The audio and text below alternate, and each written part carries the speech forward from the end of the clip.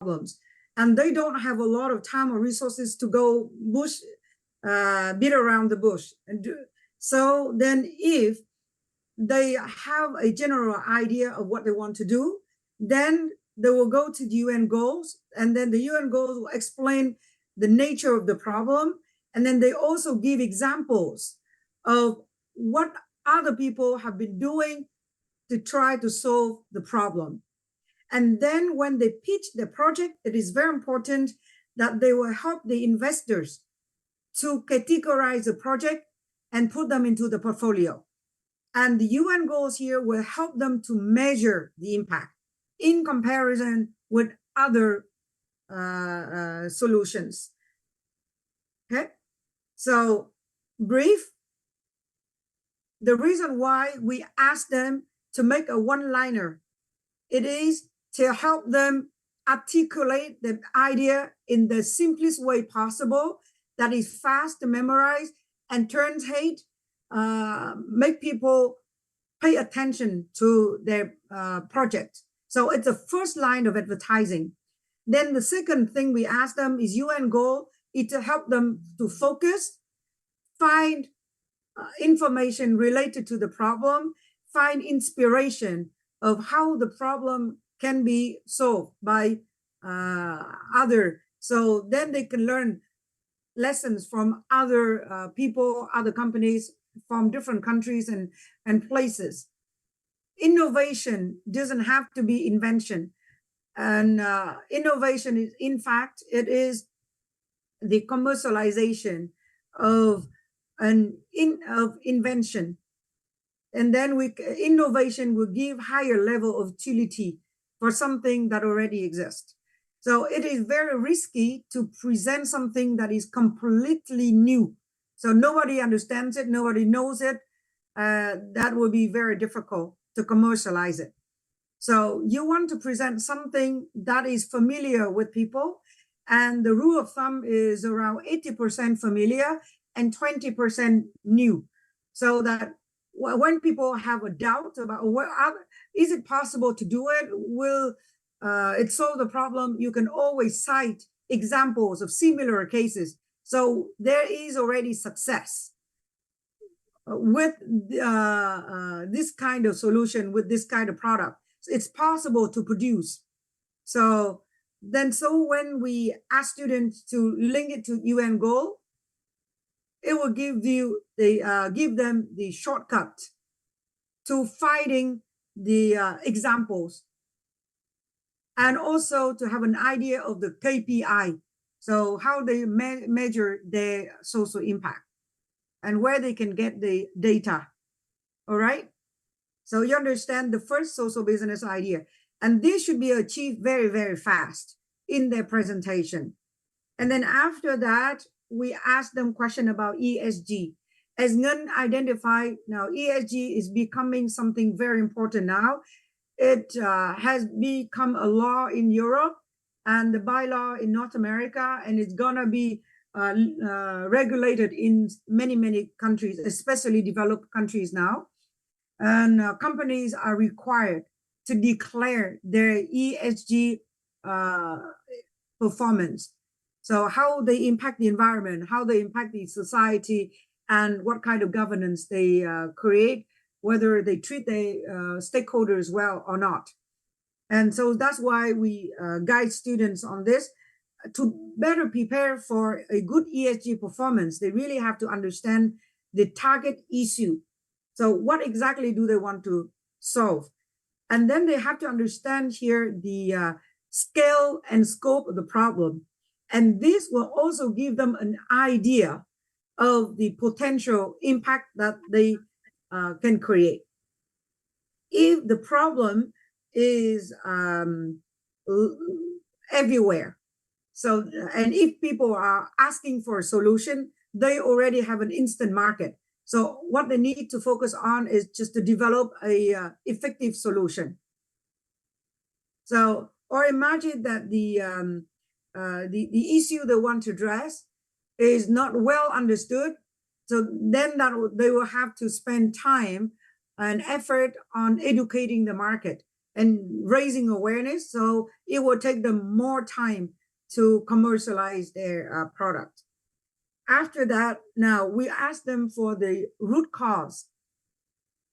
So where do we ask this one? So we ask them for a diagnosis, prescription, the description of the problem. And before giving a prescription for the problem, then they will have to explain the root cause. So now tell us why we ask this root cause, and they have to spell it out very well in their presentation. Any idea?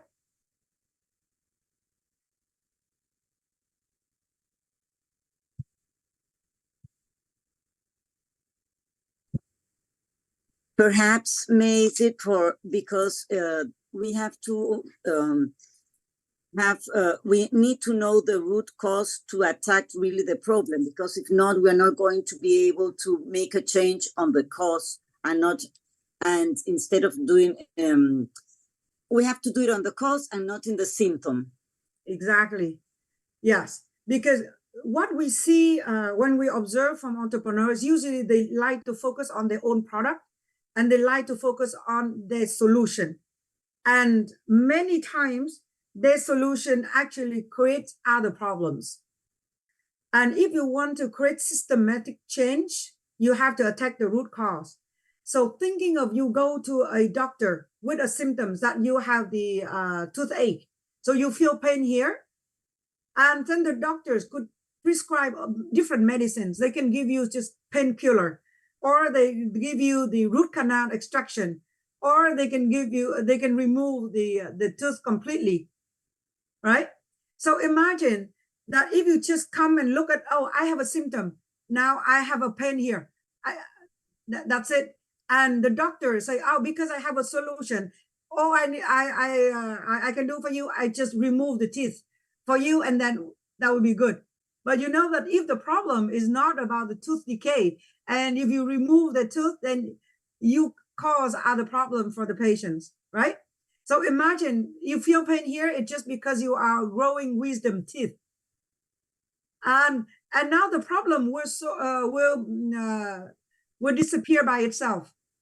So it will take you quite a few days or even a month for the pain. But then once your wisdom teeth is grown, then the pain is over.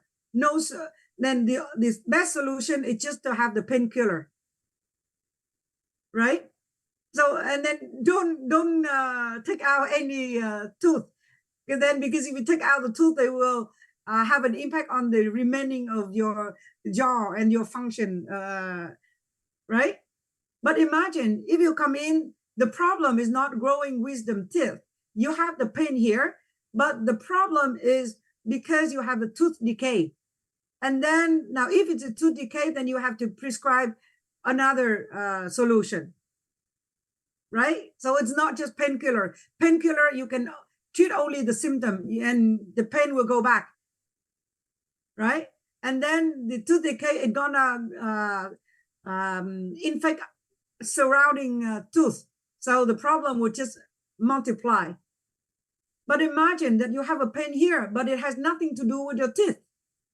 Because you feel the pain here, but the problem may be because you have a tumor here. So extracting your teeth will not solve the problem. So unless you solve the tumor, you get the point?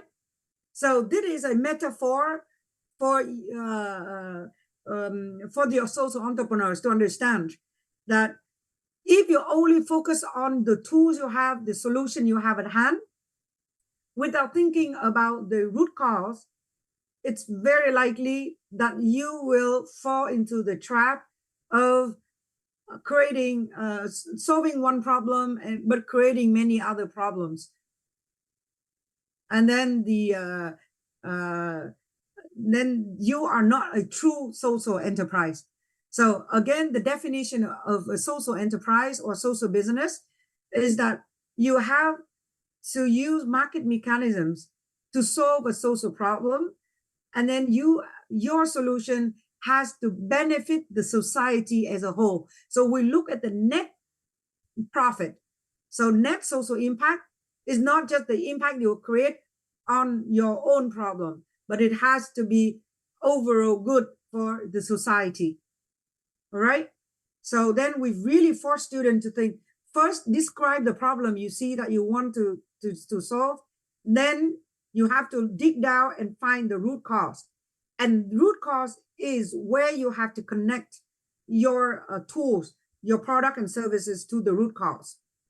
And then you have to explain the solution landscape. Why do we ask it this time? So after describing the root cause, the students have to explain the solution landscape, meaning who else are solving a problem. Why do we ask this?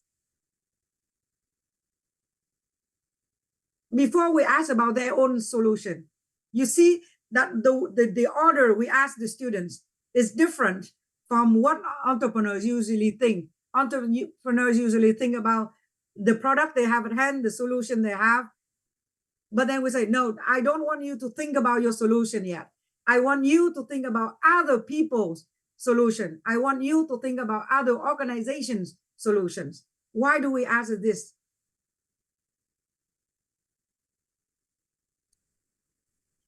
Probably because we have to go in that space where nobody else is there, because we are looking for really to contribute to the major solution, to the great solution, and identifying who others are in the game. We should be able to, as a whole, be better. So it's not that we are in concurrence with the others, but we are working with others to make a solution, to contribute to the solution. Yeah. I agree with you that we want to find our position. So how we can collaborate with others. And I also agree with Jay that to identify the gap in the market. But more importantly, in fact, for us, is that we do not want students to reinvent the wheel. Mm-hmm.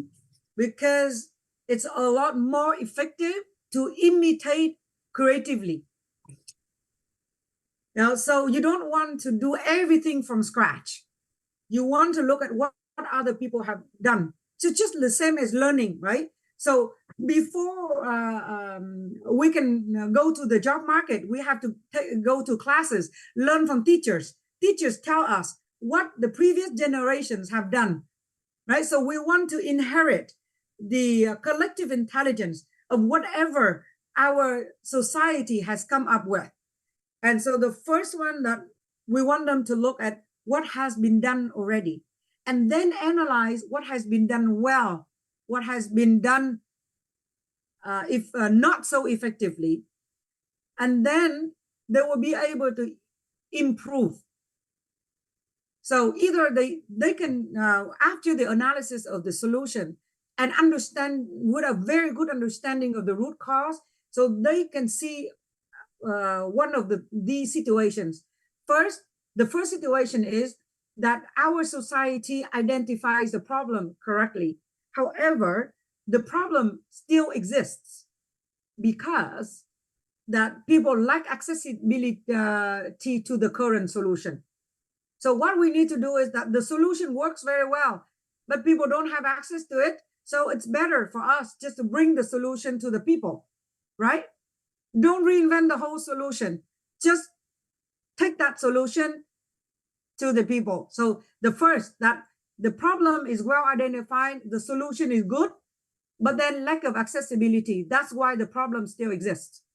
So then it's better to focus on bringing the solution to the people, help people get access to that solution. Okay. Or we are in the situation where the problem is well identified. However, the solution is not well designed. Okay, so it's not effective because the solution doesn't treat the root cause of the problem, right? Or the solution only solve part of the problem, not all of that. So then we will have to focus on improving the solution itself. All right. Or we may come to the situation where that our society does not understand the problem correctly. So the solution is completely wrong. That way, we have to come up with a new solution. All right. So you see that the three ways we want to help students to be effective. So easiest is bring a solution that works well, and it's less costly. Second is to improve a solution that is not yet perfect, but it works somehow. And then if that doesn't exist, then we will look at finding a completely new solution. Yeah, because as social business, we really care about the kind of impact we can create.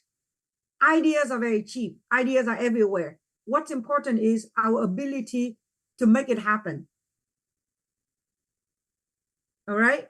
So now you see that we want to encourage students not to think about their solution. We know that they are so excited to talk about them. So they will start me. Yeah, I know I come up with something interesting, but okay, take one step back.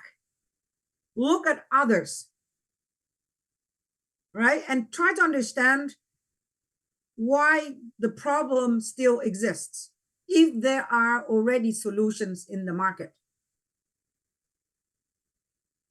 Okay. And then they have to describe who has been doing what. So if the solution is not perfect yet, and we want to improve on that, so we already have allies, the people who are working on similar solutions. So we can work together with them to improve the solution. And then after that, then the fourth question is on their solution.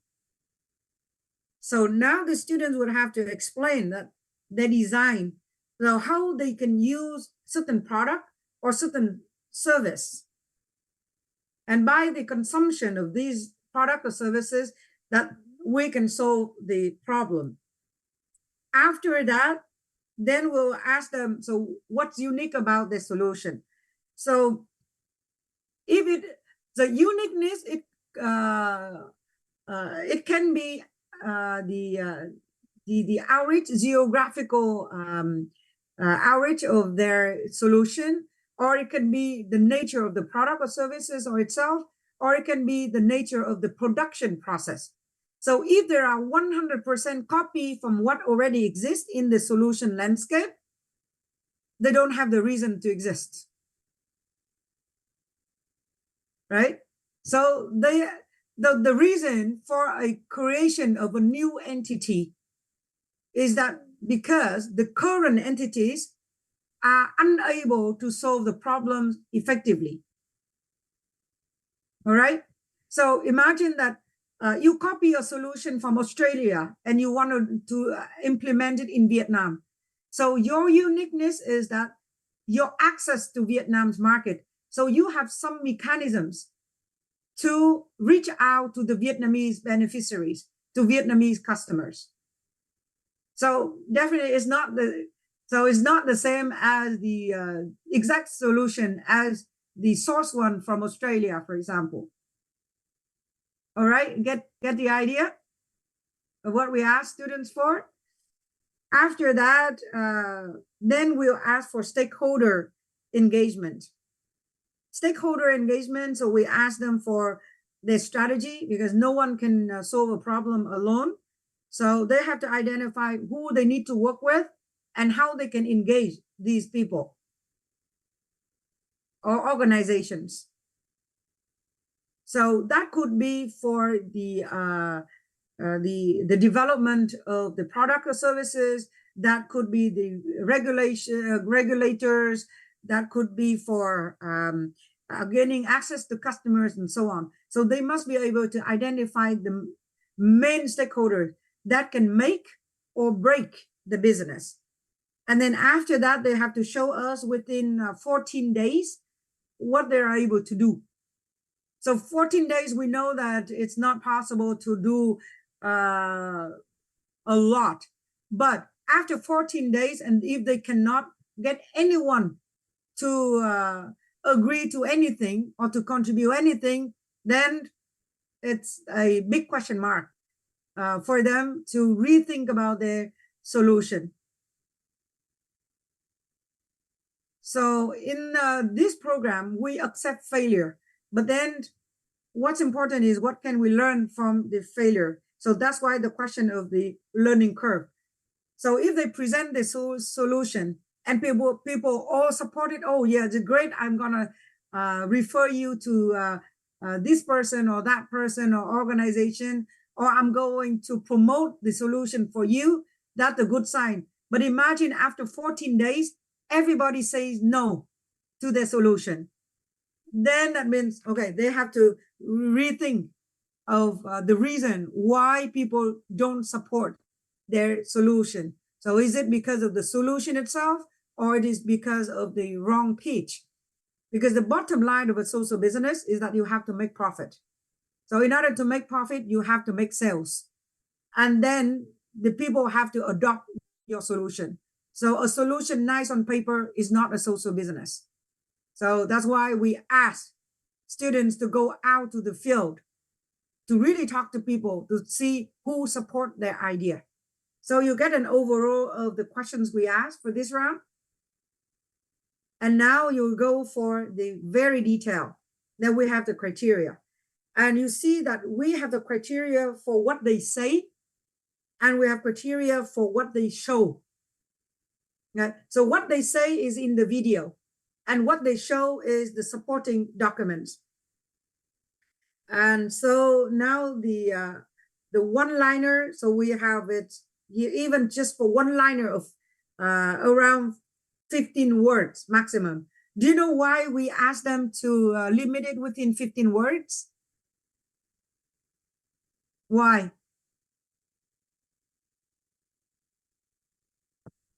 Any idea Because why? because the staff will need must to focus directly to the purpose or the main goal of the project. In short word, Yeah, but That's we why want them to focus, yes. But why 15 words? Why not 20? Why not like one paragraph? Yeah, because we like our projects, and so we tend to talk a lot. But we say no, you have to do it within 15 words. Because the listener just have 2 minutes to recognize the value of the project only. Just the first few minutes. Yeah, No Jay, yes, you are so good. Both you and Jay are correct. It's important to help people understand and memorize it right away, because otherwise they will forget. Because we are not important until we have proven that we are important. But now when we are at the early stage of pitching our project, because without our existence, life goes on, right? So then we introduce our solution, and we want them to, hey, stop, listen to what I'm about to tell you in details. So 15 words is, you look at the a fraction of the second. So imagine you go to a supermarket, you buy a product. How many seconds do you have to make a decision whether to look further, to look closer to the product? Just a fraction of a second, right? And research shows that human beings now have a span of attention with shorter than a span of attention of a goldfish. And we are now in attention economy. Everywhere we go, everything around us just asks for attention. And so actually 15 words is like the 3 seconds, 3 second max. So every 3 seconds we need to refresh. So again, now listen to me again, listen to me again, listen to me again. So 15 words is the maximum cognitive capacity for people to remember at one go. Okay? Once people are hugely interested, they listen again, and then they can remember. But if you ask people to remember at one go, just say it and ask people to refer you to someone else to repeat what you say. 15 words is the maximum, the limit. Yeah. So catchy, concise, direct statements is very, very important. And then, so we ask the students here, you just look within the 15 words. And then after that, we'll want to make sure that those 15 words are powerful in their own community. So that's why we say, how do they test those 15 words with their community, right? So those 15 words can be interesting to us, but may not be to their community or the other way around. So they have to show us evidence that people really promote that the business for them. And then the one-liner is really a product of a good testing.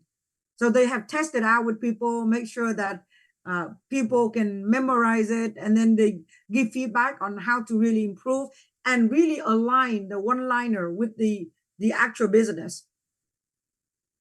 And then after that, for the UN goal, so we want them to show us that they understand the UN goal, and then they have a vision.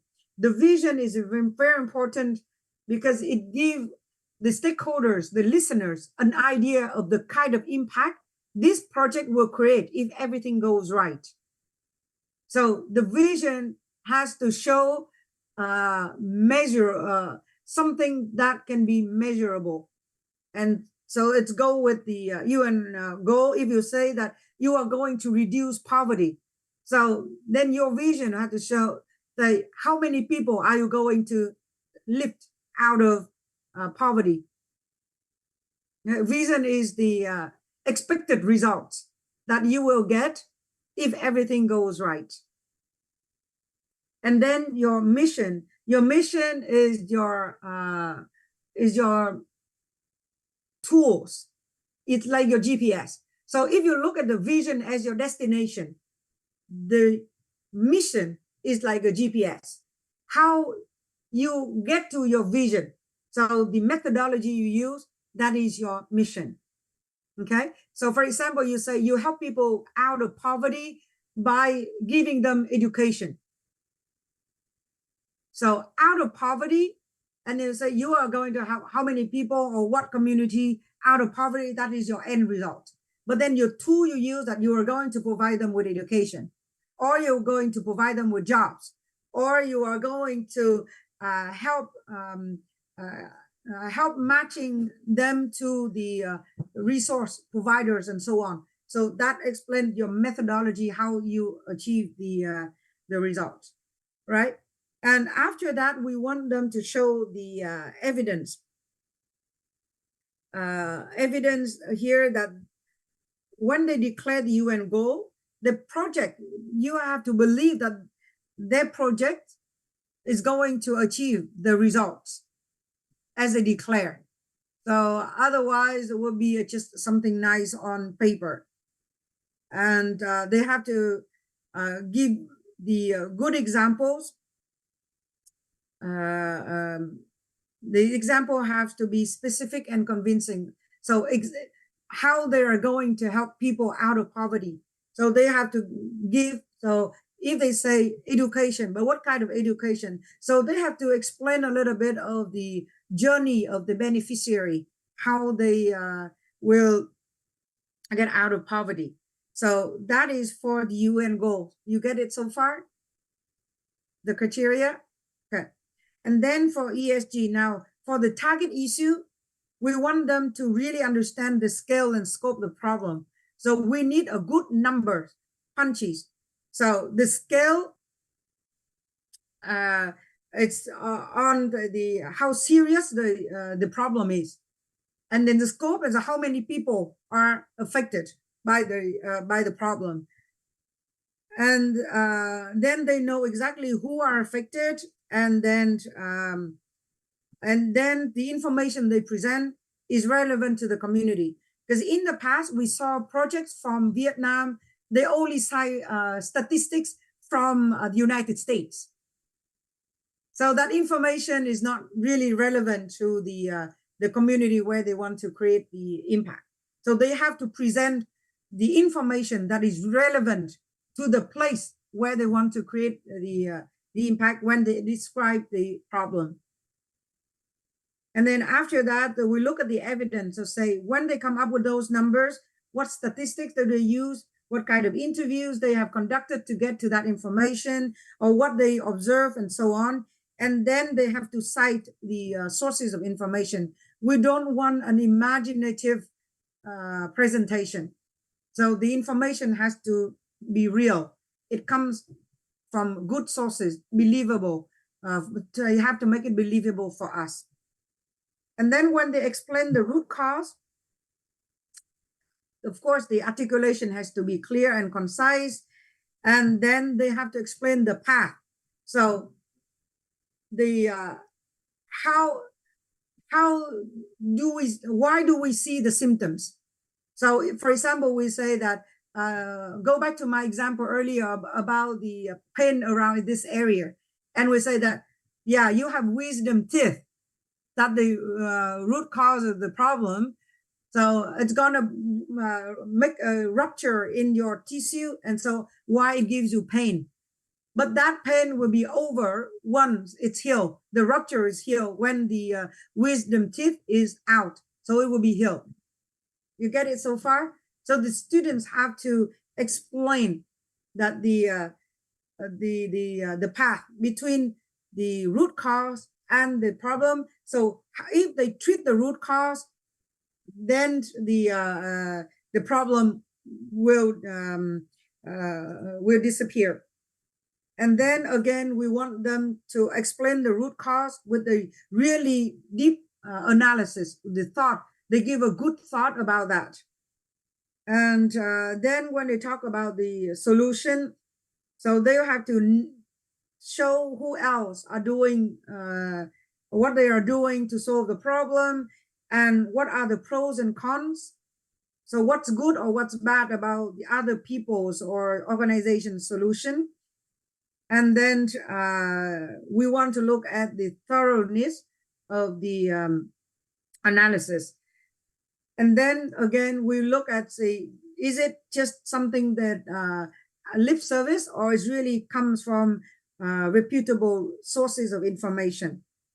And you see, for all of the questions, we ask, yes, that you agree that the information is, the statement is correct, perhaps that you still have doubt. When no, say, when you say that, no, I don't believe that you have done this task correctly. Okay. And then next questions is on their own solution. So they have to explain it in a way that easy for us to understand what they want to do, and the kind of impact they create, and how the impacts are created. That means the mechanisms. And then they have to tell us the kind of risks that come with their solution. And then they have to show us evidence that's feasible. And then any reference about their solution, it has to come from reputable sources. And then when they talk about their uniqueness, so first of all, has some level of newness in the community. So we don't ask for the newness globally.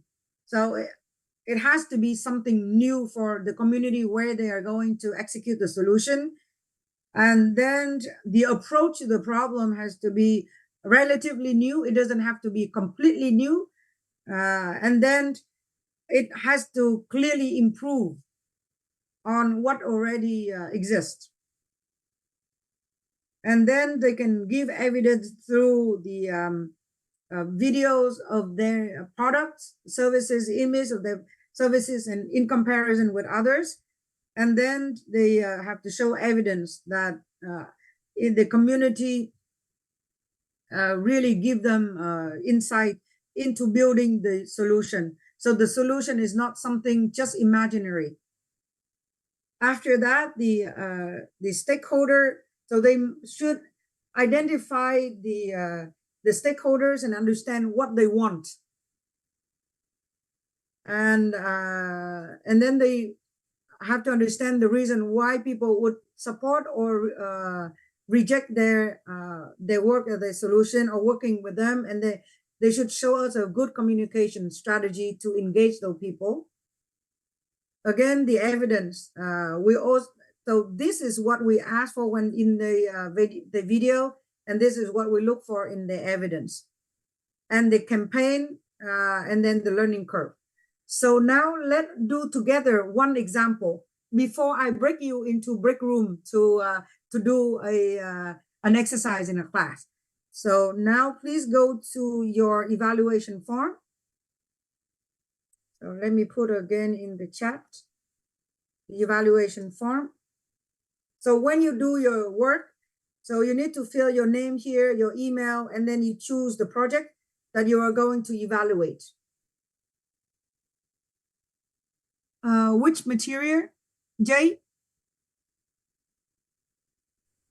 Yeah, I put it in the chat. Okay. This I put it this in the chat, the materials you're evaluation showing on form. the screen. Yes. Are you seeing this, my screen still?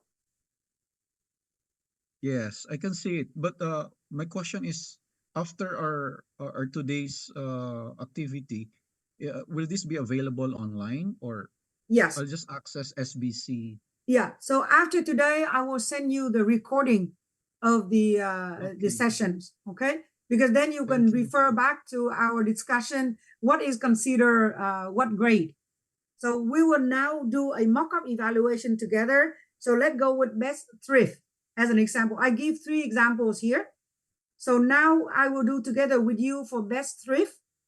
After that, we will go to breakout room, and then you will evaluate the ONT, and the purple is your qualifying test.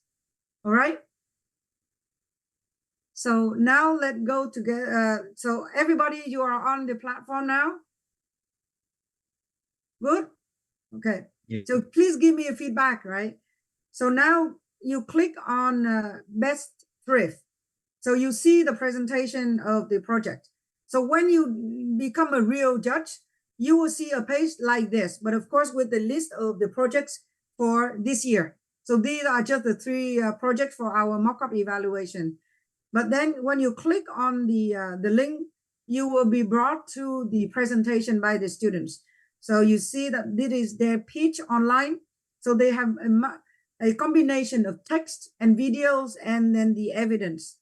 So you see the evidence they put here.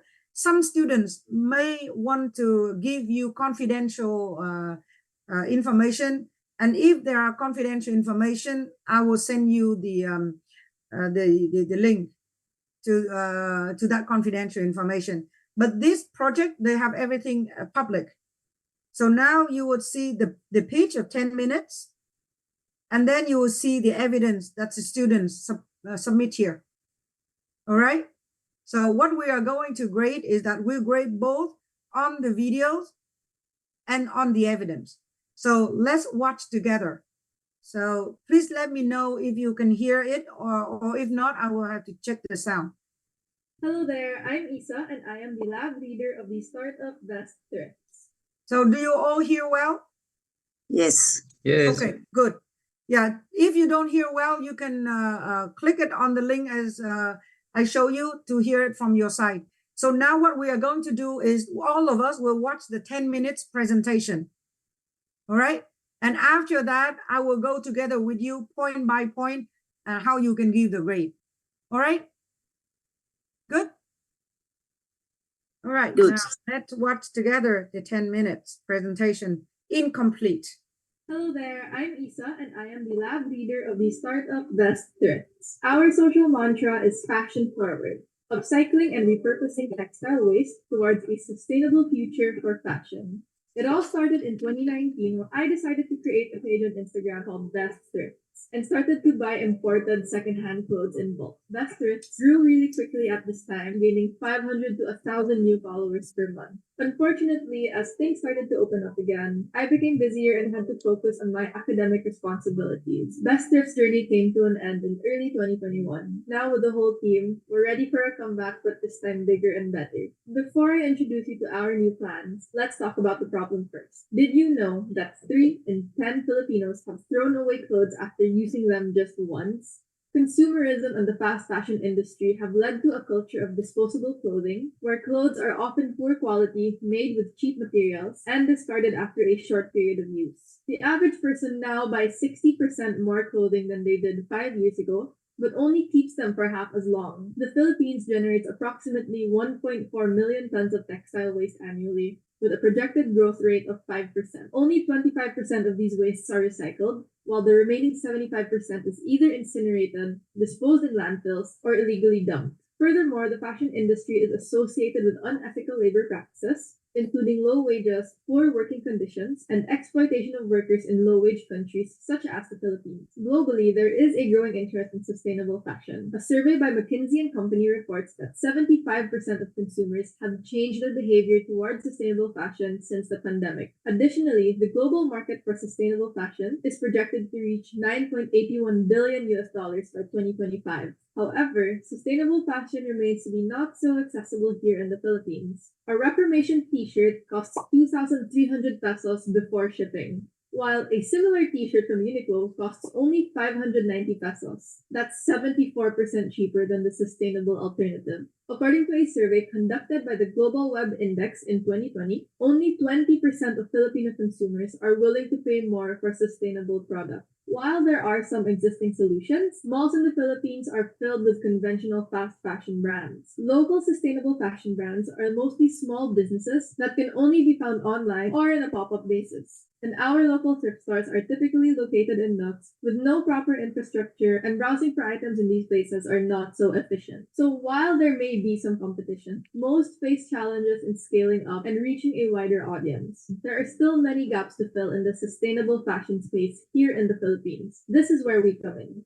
So our mission is to reduce textile waste and promote circularity in fashion through repurposing and upcycling, and empower local communities through job opportunities and skills development programs. Our vision is to be at the forefront of sustainable fashion, driving positive change, innovation, and conscious consumption for a future where fashion benefits people and the planet. So textile waste refers to any unwanted material or product made from textiles that is either discarded, recycled, or reused. This also includes post-consumer waste, such as used clothing or home textiles, as well as fabric scraps, dead stock fabric, also known as end-of-roll materials, and unsold inventory. Our first solution entails the use of these textile wastes. So first, we have secondhand clothing. Typically, thrift stores accumulate inventory through clothing donations from their locals. In the Philippines, though, things are quite different. It is not common practice here to go to a thrift store to donate your old clothes. As a matter of fact, most of the inventory found in our thrift stores are imported second-hand clothes from other countries. The US, for example, exports roughly 700,000 tons of used clothing to other countries annually. There is such an excessive supply of these imported goods, yet barely any outlets for locals to donate their clothes. We plan to incorporate both by accepting donations and buying wholesales of secondhand clothing. So the garments that are still in great condition and on trend will be sold as is. That is our first product. Our second line of products will be upcycled clothing. These garments will be made from these secondhand clothes that do not meet our standards to be resold. Our garments will also be made from other textiles such as dead stock fabrics and unwanted home textiles, such as cotton tablecloths, curtains, and the like. Inevitably, during the upcycling process, there is going to be some leftover scrap fabric from the cutting and redesigning process. This leads us to our final product,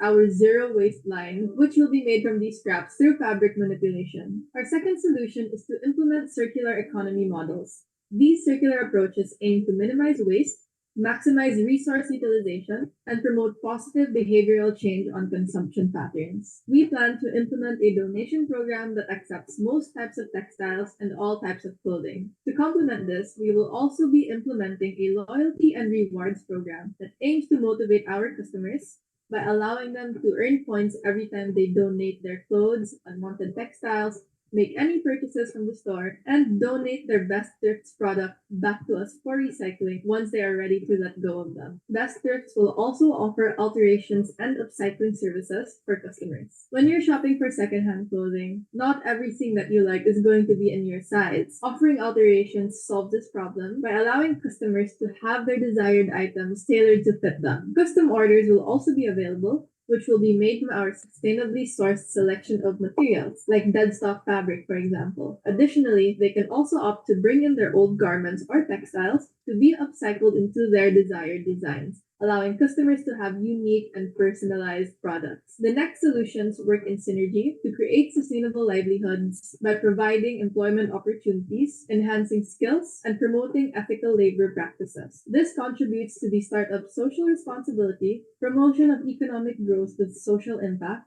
and the promotion of sustainable practices in the industry. Best Thrifts will provide opportunities to its local members, including those from marginalized and disadvantaged backgrounds, provided that they are able to go through our training. We plan to implement a training program for sewing lessons, which will allow trainees to intern for the business and eventually work as an employee upon completion. This program aims to empower individuals and promote skill development in the local community. This training program will be free for applicants who meet certain criteria. Finally, we'll be implementing ethical labor practices. This solution is not something new, but it is definitely an essential part of being a social venture. It emphasizes the importance of promoting ethical labor practices, including fair wages, safe working conditions, and workers' rights. Best Thrifts aligns its business practices with at least 5 of the United Nations Sustainable Development Goals. These being SDG 8 by providing job opportunities to locals and promoting decent work and economic growth in the communities they operate in. SDG 9 by promoting innovation in the fashion industry through our sustainable sourcing and production, while also reducing the need for new resources and infrastructure.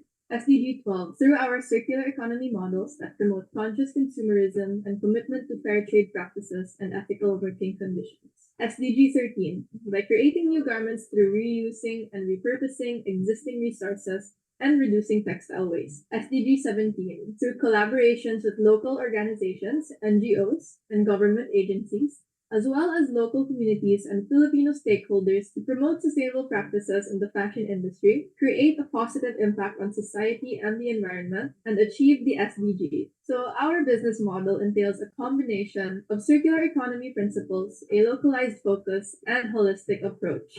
The integration of thrift shopping, upcycling, and skills development, along with a deep understanding of the local market and social issues, may require unique expertise, partnerships, and operational capabilities, making it challenging for others to replicate the exact model without significant effort and investment. That being said, we recognize that we can't achieve all these goals on our own. Our stakeholders include our customers, employees, local communities, suppliers and partners, investors, and government agencies. In today's world of information and technology, the best entry points would be to establish a strong social media presence through content creation. This provides our stakeholders a sense of what the business is all about and if it aligns with their goals as well. Previously, following a similar engagement strategy, this is what Best Thrifts back in 2019 was able to achieve. We sold more than 200 garments, and here are some photos of my customers as well as their testimonies.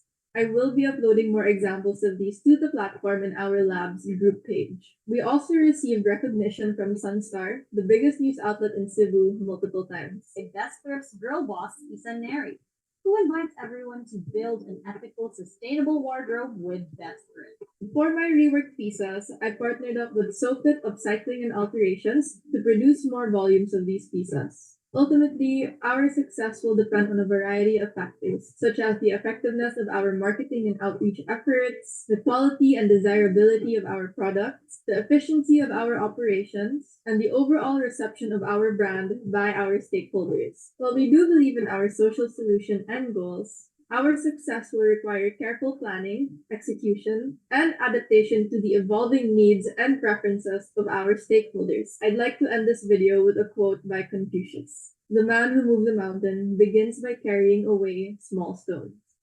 Hello there, I'm Isa. All right, so now you got an overview of the project. So let's grade it together. So first of all, let me make it side by side.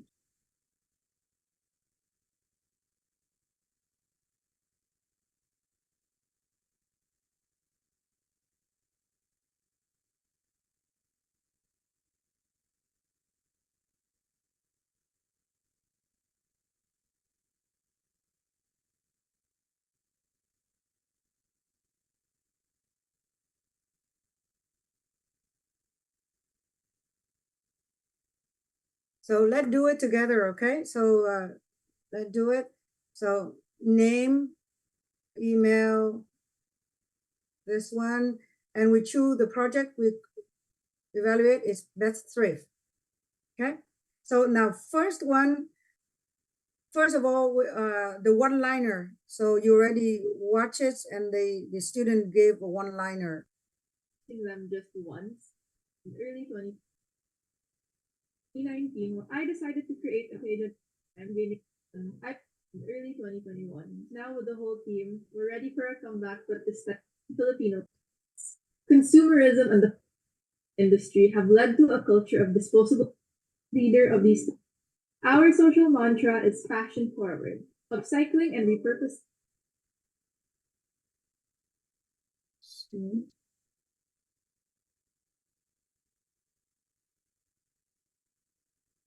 So now you see the mantra, they say fashion forward, upcycling and repurposing textile waste. Okay, and here, this one. Textile. Toward a sustainable future for fashion. So now, what grade would you give for this mantra? First of all, do you see that the intended social environmental impact? Now you have only three options, whether you say no, perhaps, or yes. So do you see what kind of impact from this one liner? Fashion forward, upcycling, and repurposing. Yes, yes. Yes. So we just Yes. say yes, fast, right? So now do you see it, the unique innovation? Do you see the highlight?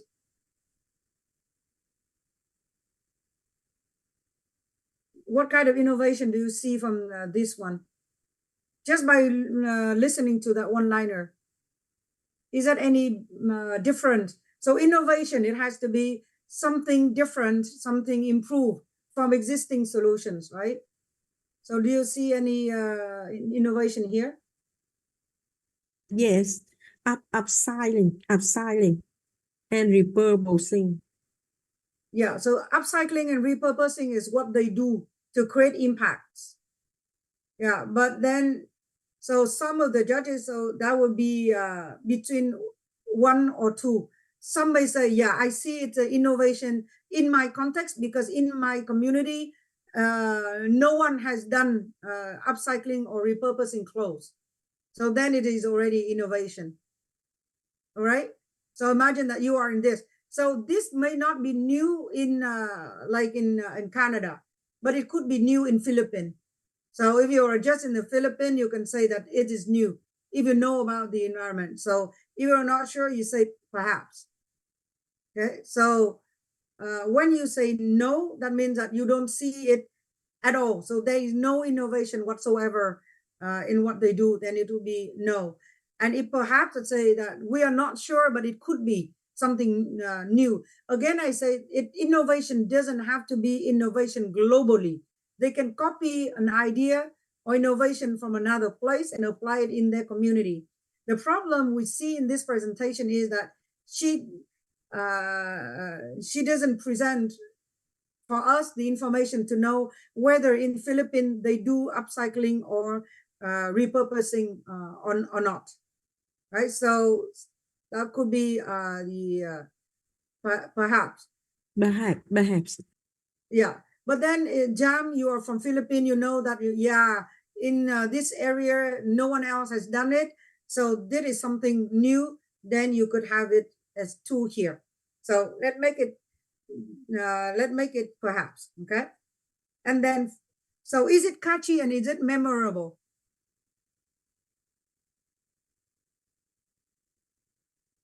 If it is memorable, that means you don't have to look at the word and you can still remember what they say. Right? I so think yes. okay. So that then you could give like catchy, memorable is 2 here, and then evidence. So first of all, that this one that they came up with this slogan, and they got feedback from stakeholder and people would help them improve this. So look at the evidence. Here, the evidence she presents here is like she has got the people to buy her clothes, and then she got cover in the newspaper. But and then in the newspaper, and then partnerships, and then the reference, how she got information about the problems there. So then we don't know how she came up with the slogan, right? We don't know the kind of feedback, so that would be no there.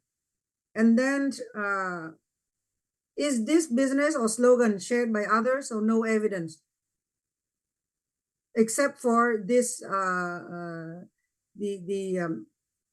news piece. So some of the difficult judges that would say, no, I don't see the direct sharing of this one-liner. So that could give a 0. But some other judges say, well, we can stretch it and say that if a newspaper covers the business, so it could be that understood that the mission is promoted by some stakeholder, like important as newspaper.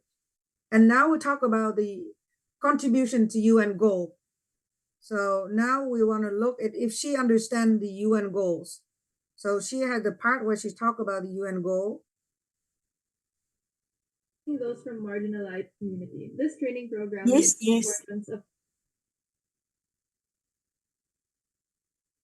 workers' rights. Best Thrifts aligns its business practices with at least 5 of the United Nations Sustainable Development Goals. These being SDG 8 by providing job opportunities to locals and promoting decent work and economic growth in the communities they operate in. SDG 9 by promoting innovation in the fashion industry through our sustainable sourcing and production, while also reducing the need for new resources and infrastructure. SDG 12, through our circular economy models that promote conscious consumerism and commitment to fair trade practices and ethical working conditions. SDG 13, by creating new garments through reusing and repurposing existing resources and reducing textile waste. SDG 17, through collaborations with local organizations, NGOs, and government agencies, as well as local communities and Filipino stakeholders to promote sustainable practices in the fashion industry, create a positive impact on society and the environment, and achieve the SDG. So our business model. Okay, so now she declared that her business will achieve 5 UN goals. And she explained that what she does for each one of this. So now your evaluation on this. So does she understand the UN goals? Yes or no?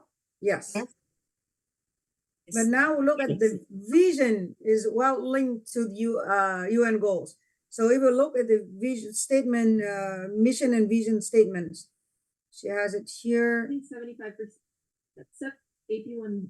According to online, there may be some competition and promote circular.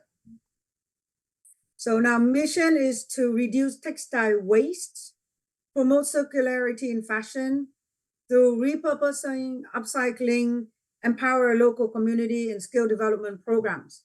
So are they directly linked to all of the 5 that she mentioned?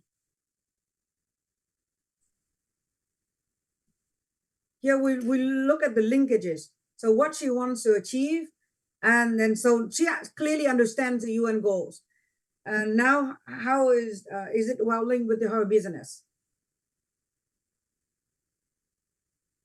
So if she sells clothes, you look at the business is to, she will buy imported clothes and she accept donation, right? And then good clothes, she sell right away, and not so good clothes, she will upcycle that. And now do you think that it's gonna solve the problems according to the UN goal?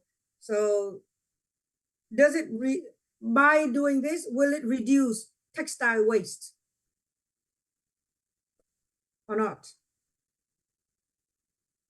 So here you see that she want to say reduce textile waste, more circularity, empower community.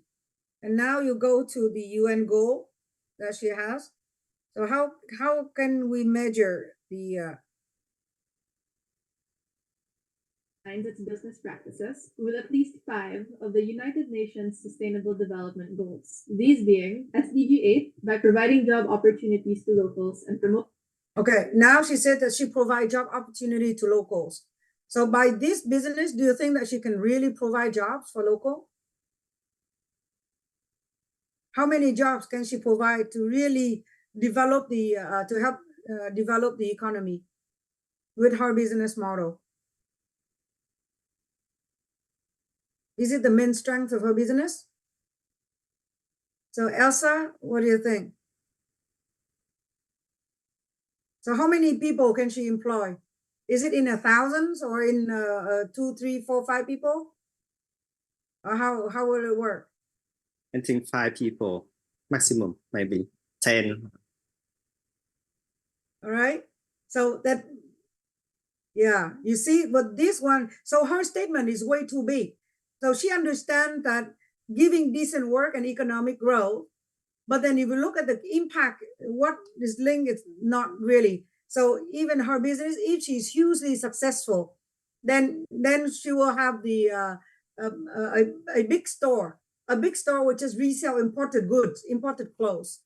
And now for repurposing, so then depending on the volume, if she is very successful, then we can look at the number of people she can employ like a factory.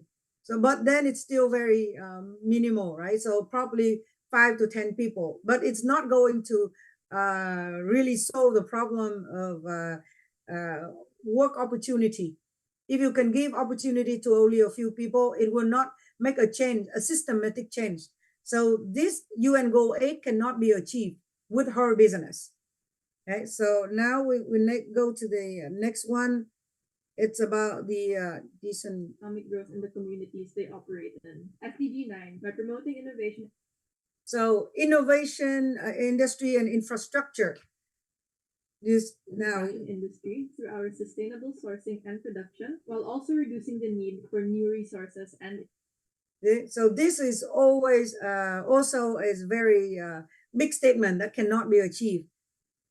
Right. So she talked about the new resources and yeah, and it's not really the main goal of the business. So number 9 cannot be achieved. Infrastructure. SDG 12, through our circular economy models that promote Prof, can I comment? and commitment to fair trade practices and ethical working conditions. So she talked about ethical working conditions, and we don't know what kind of factory she will create, right? So so this one, we don't know whether it will be possible to do this. So responsible consumption. So by using her clothes, do you think that the consumption is more responsible by using her imported clothes? Not No. really, No. right?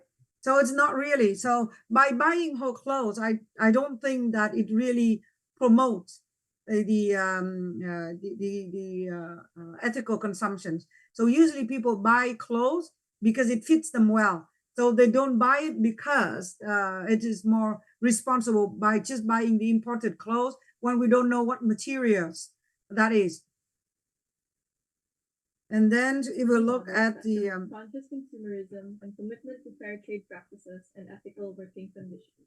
SDG 13, by creating new garments through reusing and repurposing existing resources and reducing textile waste. SDG 17, through yeah, so for the climate action, that could be the case, because now instead of using new resources, so to make clothes, so she just recycle and upcycle the existing. So it will help us, our planet, to not use new material, not to extract new material. So it might be possible for the climate action.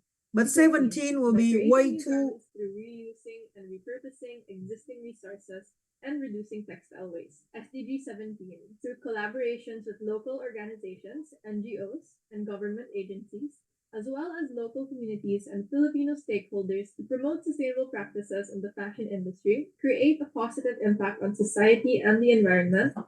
So do you think that her business is going to promote partnership?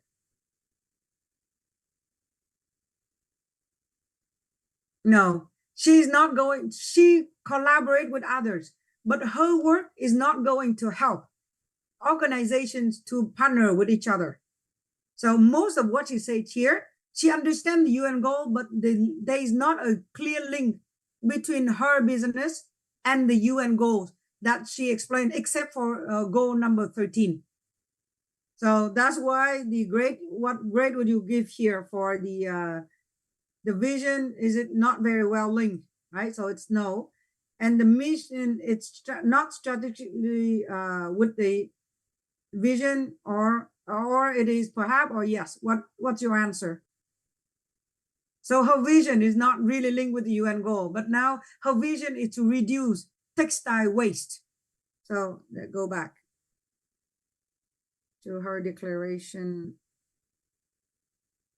Yeah, so she wants to reduce textile waste. So what would be your answer for this? What do you give? You give what grade here? I think yes.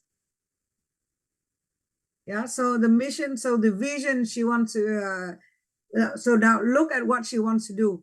So she sells imported clothes. If they are of good quality, she sells the clothes as is. If they are not good quality, she's going to fix it, to repurpose it, so reuse the materials to make new clothes. So she could resize it or make other products with the same cloth. So then by doing that, will she be able to reduce the textile waste? Yes or no? Yeah. I think yes. Okay.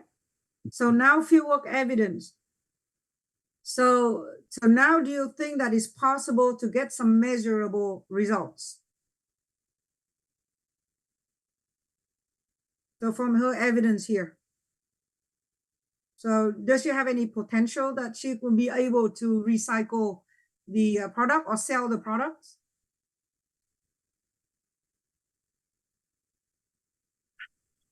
Now, so now we look at the evidence she provides. So do you think that it's possible for her to sell the her product, the clothes that she repurposes? By looking at these evidence, do you believe that it's possible? Yes. Yes, agree. Yeah, because she already has customers, that the customer wears her clothes, and she got some news here to talk about her project. And she already got some partnerships with the schools to teach how to sew. And now, so do you think that the impact she has created is specific enough? Right? So there, yes. So it's the example is here that we really see. She said to see only sold 200 clothes. It's not huge, but at least it gives some potentials. Yeah, and if she can really sell clothes in the number of thousands and tons, as she cited the number as 700,000 tons of clothes exported to Philippines annually, and now she's been able to start doing this. So in the future, if everything she does correctly, it will be possible to reduce waste. And now we will go to ESG. First of all, so does she understand the scale and scope of the problem in Philippines, where she create the project? So now look at. Yes, I think yes. Either incinerated, disposed in landfills. Yeah, so you see that the information she gives here, it's very concrete, specific on the volume of the textile waste that Philippines has to treat. So this one, the answer we give is the scale and the scope, yes. And does she know that who are affected by this when the textile is wasted? So when it's burned, it's put in a landfill or illegally dumped. Furthermore, the fashion. So do you know who will be affected by this? Does she give information who is affected? No. Yes. Who? If you say yes, which is who? So is it the farmers? Is it the what kind of people or in the community, or who specifically do you know who are affected? We know that these clothes, if they are not used, they are burned, or they are put in the landfill, or they are illegally dumped. But if they are burned, who are affected by the burning of clothes? We don't know. If they are put in the landfill, who are affected? She doesn't tell, right? So we don't know how many people are affected and who are these people. So actually, that's no information on the stakeholder who are affected. Okay, so it's 0. And then the information is relevant to the community. That is really society information from the Philippines. So it's 2. Now, fieldwork. So does her information come from good sources? So she gives the information here, and she gives statistics, and then here in the information she talk about the waste, global waste, and then she gives information, the citations here.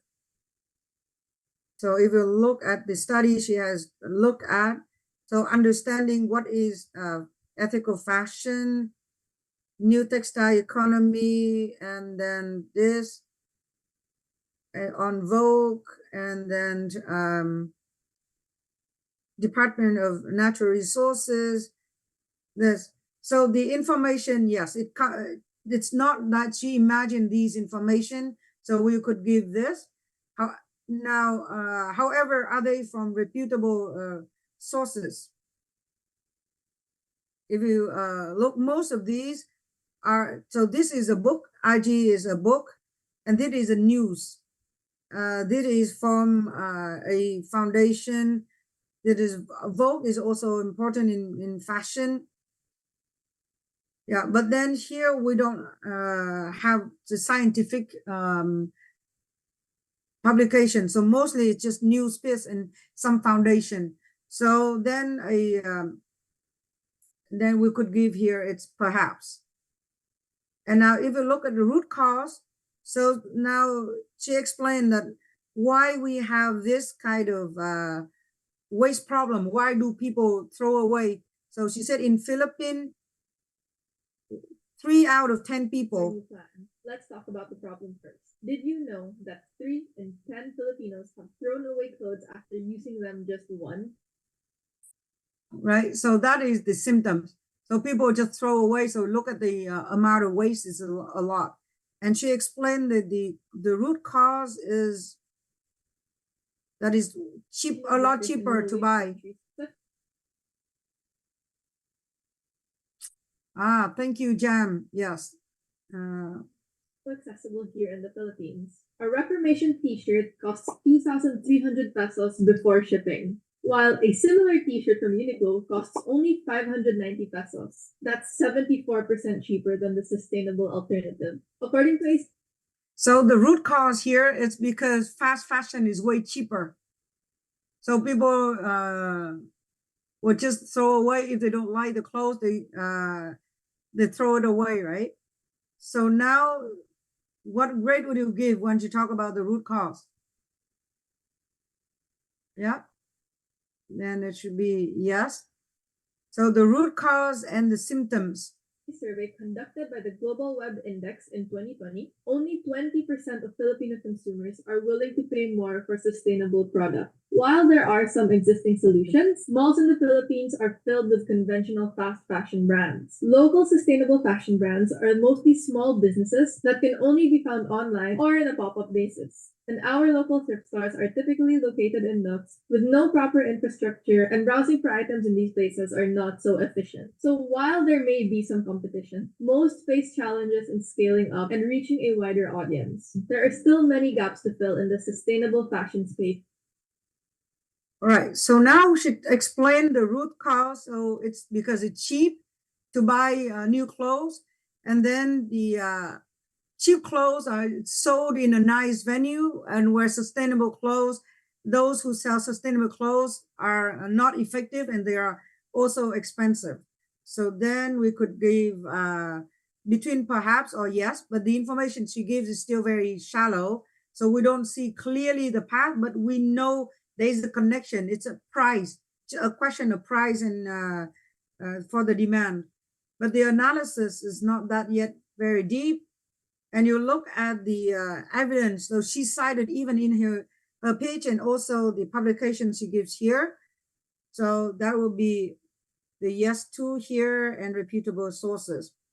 And now looking at the solution landscape, does she talk about other organizations that is trying to reduce waste? May, just one question, please, before we Yes. go on forward. In the case of in this case, if the population doesn't have enough monthly income to buy a good T-shirt or sock or whatever, is it a fact that you are not? Is it that things need to be cheap, or is it that because your monthly income is not enough to have a good product for a long term?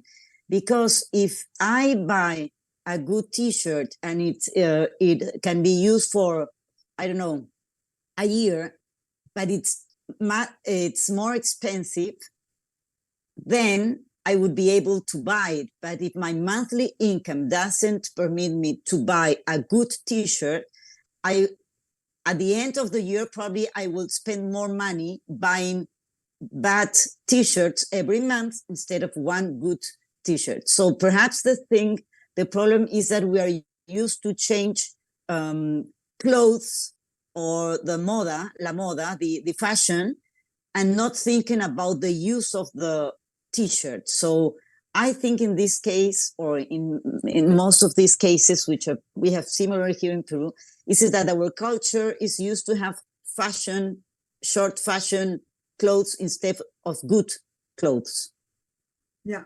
So it's a very good question you raised. So if people are don't have the good budget to buy more expensive clothes, then they would not throw away the clothes, right?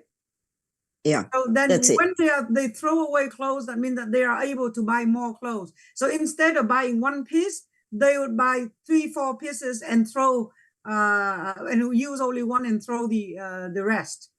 Mm-hmm. So Yes. her explanation here is that it's just more convenient. So if they go to stores, it's so easy to buy fast fashion clothes, cheaper, more convenient, and so that's why people are buying those fast fashion clothes. So she didn't mention the problem about the poverty or income level that doesn't allow people to buy more expensive clothes. So because every reality is different.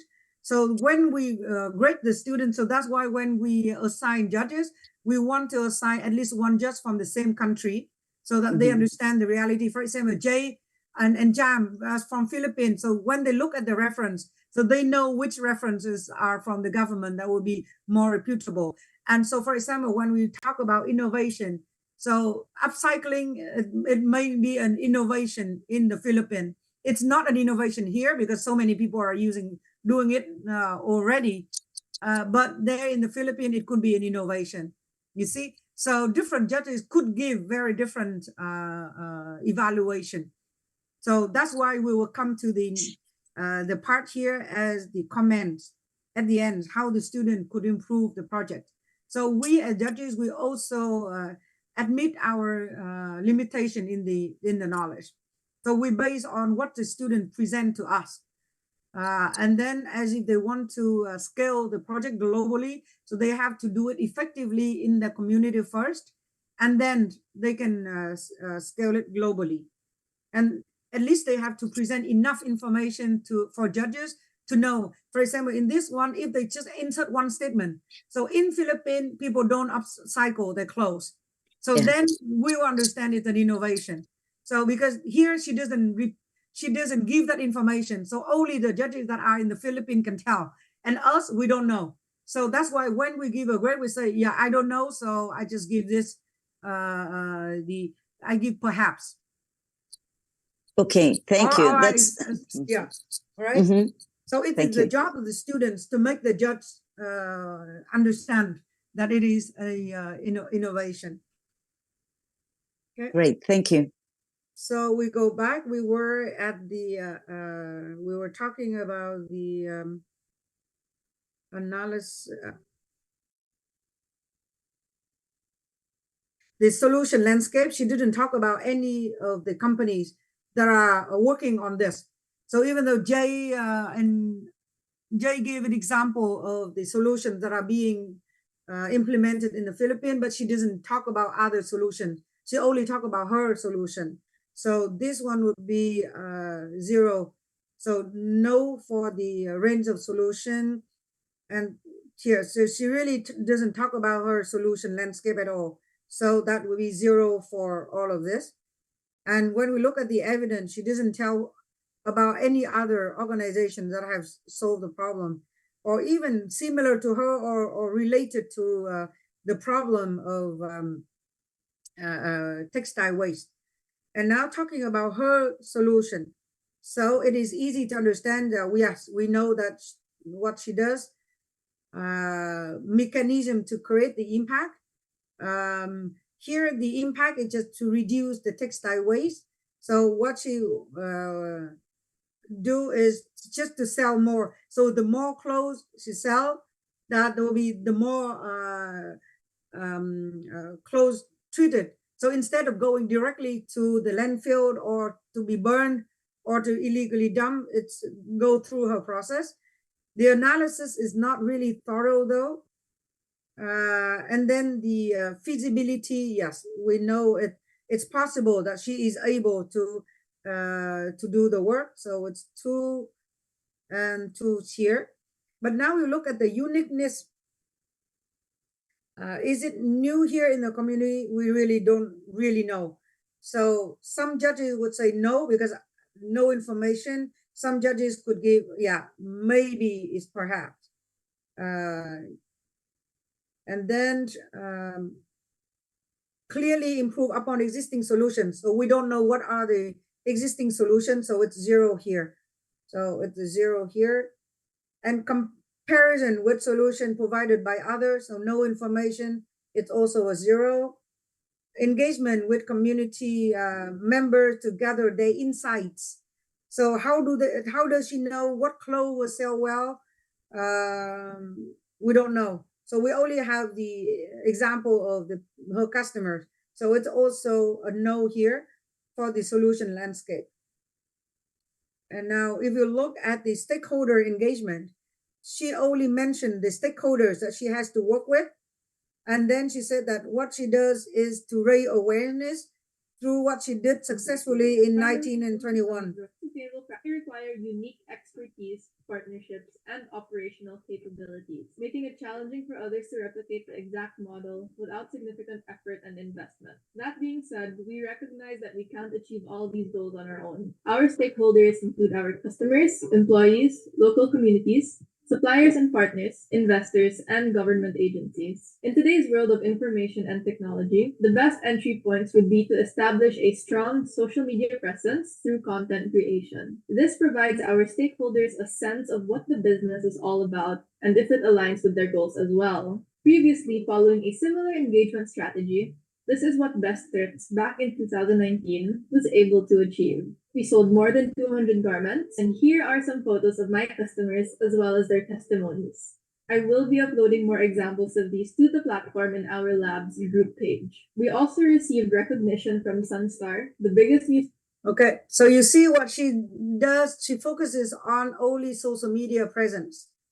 But then by doing that, do you think that it will solve the issues? Yeah, Jay, you have a good point there. So then our evaluation for the key stakeholder. So does she know what the customers want? Does she know what the government want? Does she know? So she only have a list of the stakeholders, but she doesn't understand their need and expectation, right? So imagine she may create just new waste. So she repurpose clothes, but what if her clothes do not sell? So she just make waste. So it will be 0 here for the need and expectation understanding. It's 0. How and why they should engage with her, no information. Her communication strategy.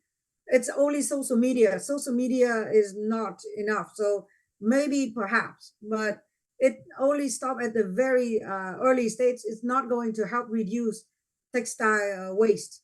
You are right, Cyril. It's unclear the target market. Who do they want to sell it to? Who are the customers? Are they young people, older people, people with high income level or low income level, or people who are sustainable, looking for sustainable solution or what? No, she doesn't give that information. So we don't have that information. So look at the engagement evidence. So perhaps because she just got some news piece there. Evident of effort to reach out to key stakeholder. Yes, she did something. We saw that, but it's not very strong. And we look at the campaign. So yeah, she did get some support. So that would be yes. But then the support from critical stakeholders, the critical stakeholders of your business have to be the customers. And then, so she got these, a few customers that say they buy her clothes. But then here, just they got some, just some support. So some judges could give 2 and other would just say only 1, because there are many other stakeholders for that she mentioned as the people who will help her upcycle the clothes. So is she to work alone, or she's going to have other suppliers, subcontractors to work with her, and we don't have any information about that. And then, so if we look at the evidence of support pledge, yeah, we look here, we don't know whether it's credible. She said that these are her customers, but when we look, we don't know whether they are real customers or not. The only thing that we know for real is that the news piece here. So that would be 1. That would be 1 here too. Is it sufficient to build the basis for the social solution execution? It's still very weak. So she is good. So far, she said that she has got 1,000 followers per month. But then that's what she said in the pitch, but we don't see the evidence of the followers in her social media. So this one is not. And learning curve, she didn't talk about it at all. So it's 0 here. So now that is 49. And you know that in order to pass this round, student need to get 30 points. So this is definitely, yes, she passed it. But now if now the kind of comments you would give to her, so what would be the comment to help her improve the projects? What comments would you give? Yeah. Anyone to help her improve this? So anything that she's missing in her presentation, that all of the point that you give 0. How do you help the students to improve this project to make it better? For me, Make Prof, I would suggest that 1, she has to be clear as to who is her target customers. And then 2nd, she has to show proof that her project has an impact, meaning probably some proof that she could actually collect X number of clothes by way of donation, Yes. right? So show proof of And 3rd, if she could also show that people are really buying from her, so yes. probably some proof of receipt of purchase, or what? Probably it's just a simple financial statement, right? And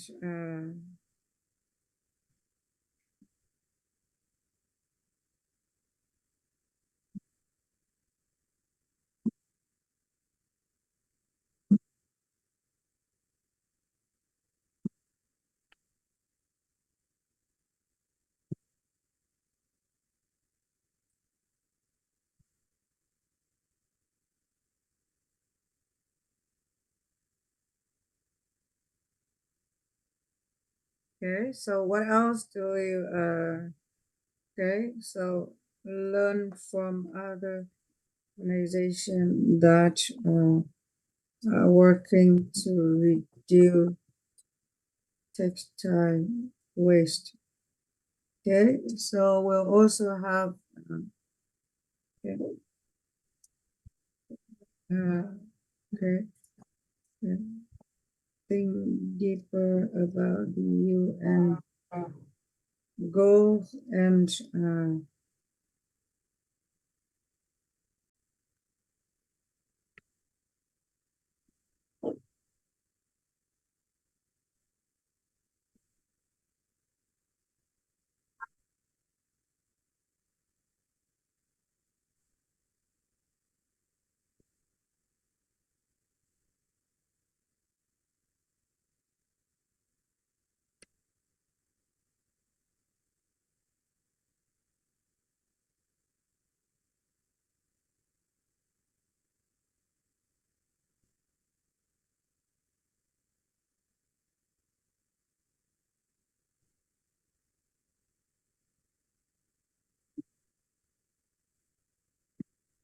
okay, and then so you could give yeah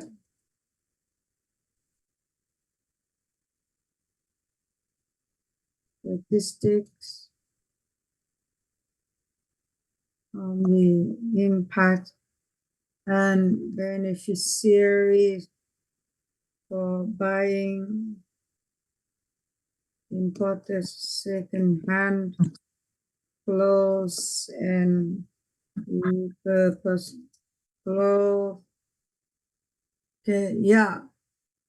So then, etc. So you see that you can give many more here. So then after that, you can hit click submit. So what will happen that you will also see a copy of your evaluation here. And then you will receive in the email right away the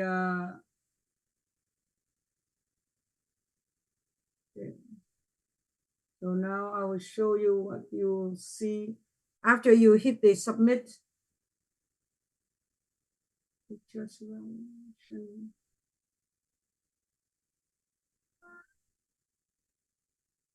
Yeah, the email has arrived.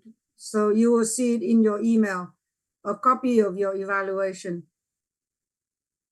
Right, so this one, so we are going to compile the evaluation by 2 judges and then create a report for the students.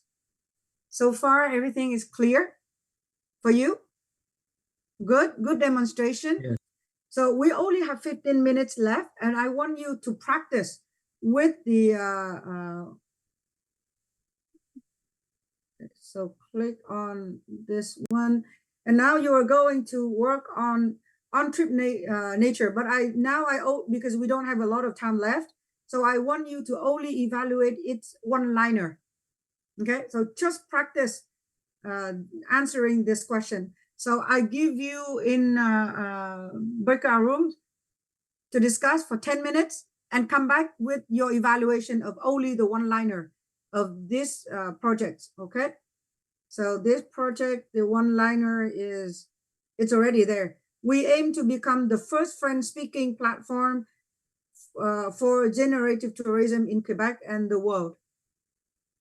Okay, so let me bring you to breakout 10 minutes and just come back with your evaluation, all right? More breakout room. So I divide all of you into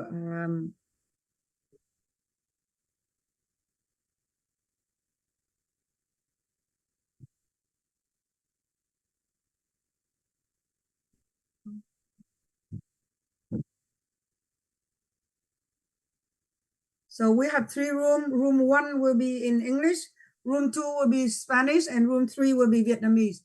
So you can choose. Okay. So room 1 is in English, room 2 in Spanish, and room 3 in Vietnamese. So all the rooms are open. So please go to the room.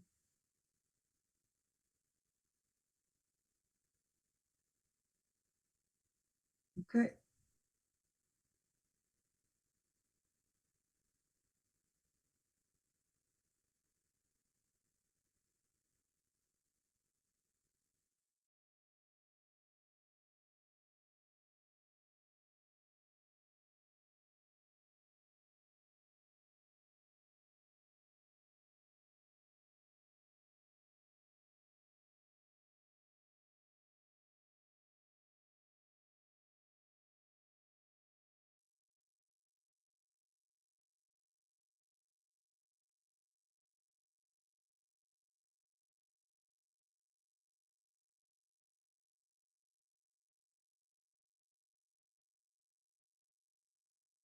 Chào mọi người.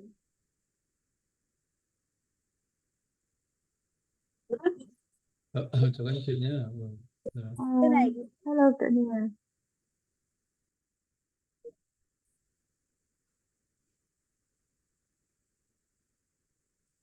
Hôm nay mình vào muộn một chút, thế nên là không biết là cái đoạn ban đầu cô hướng dẫn cái gì nhỉ? Hướng dẫn tức là vẫn đánh giá một cái dự án như nào đúng không cả nhà?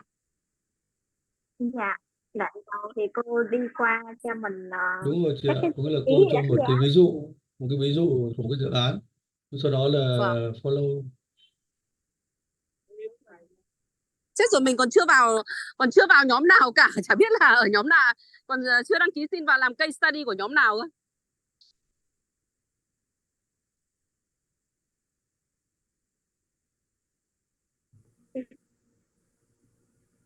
Em chỉ có thấy màn hình của em không? Ôi mọi người cẩn thận thế, đã Très làm luôn cái này rồi.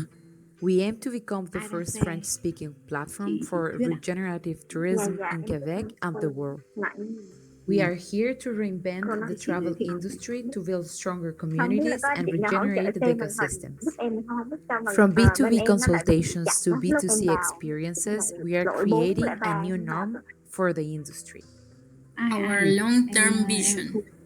We want to change the way of doing tourism by promoting inclusiveness, regeneration, and collaboration. Có ai xem được nhỉ? Support Mạng của em nó tourism cứ chập chờn nên actors em to cũng have không ấy được. conversations Xe and cái create phần solutions towards giống như là cô revitalizing the cứ dẫn environment cách and strengthening local vào xong rồi communities. là đăng ký We cốt use nhóm different nào rồi là tools mở for video em creative loáng thoáng change, nghe thế. from design thinking, Dạ, dạ. system Em change cũng Hay là mọi strategies, người Các có bạn thấy bây không giờ nào? mình chỉ and what about the travelers? Chiều luôn.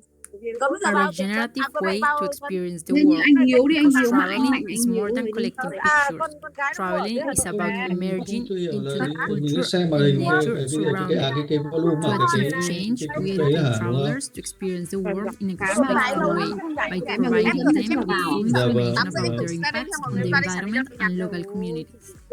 Rồi So ai đang nói tourism, nhỉ? if done right, can make a real difference. The World Tourism Organization has declared that this sector has the potential to contribute directly or indirectly to the all of the UN's Sustainable Đúng rồi, Development cái Goals. câu thôi. Therefore, our goal is to contribute to the United Nations Sustainable Development Vâng. Goals in a specific Chị ơi, chị nói lại đi, decent em chưa work nghe thấy and cái gì, economic mạng của growth, em nó kém. Chị nói responsible lại cái phần chị consumption nói. and production, Dạ, life dạ. below the Trong, water, trong life nhóm on land, Zalo á, and em có gửi partnership lại cái for the hình chụp goals. là cái one We liner see của both cái dự án mà mình positive sẽ and đánh negative giá đó. Mình chỉ impacts đánh on giá the duy nhất tourism cái câu đó thôi. industry. Within the tourism strength, we found that Câu tourism của cái dự án is này the là third VM đấy, VM to category of become the export first worldwide. French-speaking One job platform of 10 for comes from regenerative tourism, tourism in and Quebec also and is a the transsectorial and của interdisciplinary industry. báo chí But của what cái about the dự án này mà negative chính thuyết thực ra impact? xem trên màn hình Let's talk about the cái form đấy. numbers. In Nó có mấy 2019, nhóm tiêu chí và 1.5 billion people travel. The tourism industry is responsible for emitting 11% of greenhouse gases globally, and 95% of tourists are concentrated only on 5% of the world's destination. In Canada, we lost 2,000 Anh chị nào hectares mở được of cái forest on caused chip by nature tourism không ạ? development. These Mở lên impacts để nghe. contribute to negative Dạ, dạ, em effects có gửi, like em resource có gửi cái hình scarcity đó trong and nhóm ecosystem Zalo của cô. destruction, Dạ, thời lack gian mình of ngắn lắm, local cho nên mình không có communities cần xem hết development, video and mà mình loss chỉ đánh of giá một cái câu duy nhất. biodiversity. In Quebec, Cái câu we can impact touristic tổng enterprises, quan về dự án của các bạn. travelers, Em có local share cái câu ở trong nhóm communities, Zalo and the của Phương để có environment. thấy không nhỉ?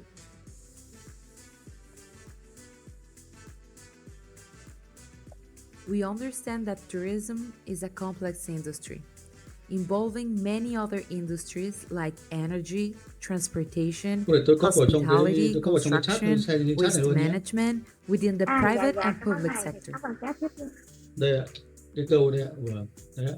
Therefore, it is important to take in câu chúng mình consideration vừa that gửi cho nhóm chat system đấy. change Nhóm chat needs của a Dung. common ground for all the Tức là cái stakeholders trong involved. trong nhóm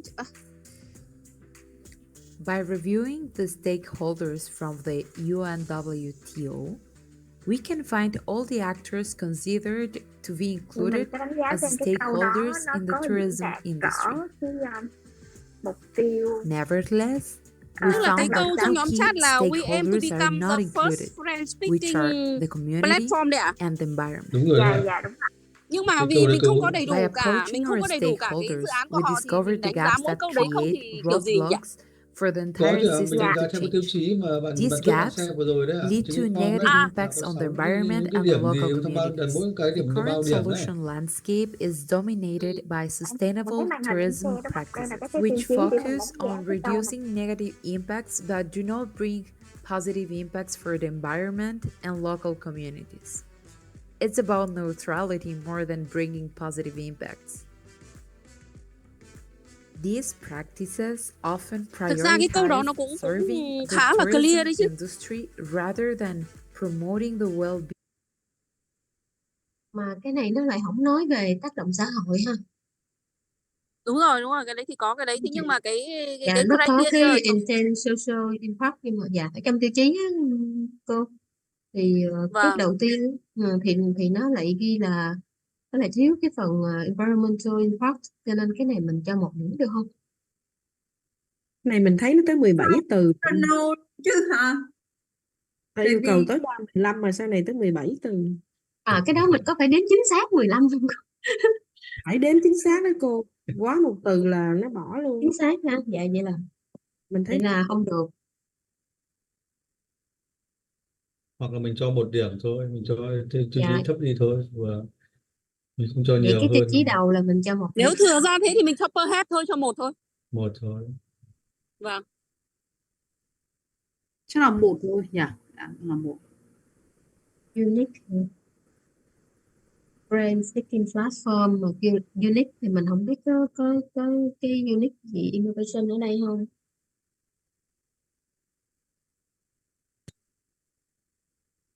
Cái này đúng là chưa thấy cái unique gì. Bởi Đúng vì rồi, tại mình cũng không biết bên Canada họ đã có những cái platform gì đặc cái biệt. tính social hồi nãy mấy anh chị mình cho mấy điểm sao mai thấy mấy cũng không thấy rõ luôn cái tính social của nó đây nè. Social và environment impact mình không thấy luôn. Thấy nó Chắc cái tourism á. Regenerative. bấm vô cái phía đó là nó sổ điểm xuống á, là mình được chọn từ 0, 1, 2 ở trong nhóm trang web Zalo á. có một cái trong nhóm Zalo có một cái link. Cái số 2 á. Rồi chắc số 2.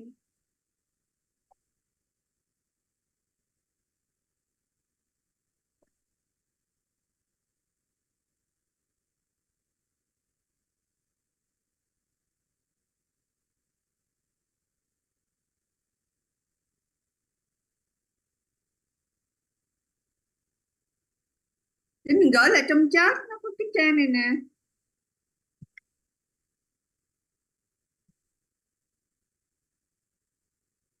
Đó. Nó có cái link đó, bạn click vô cái link đó.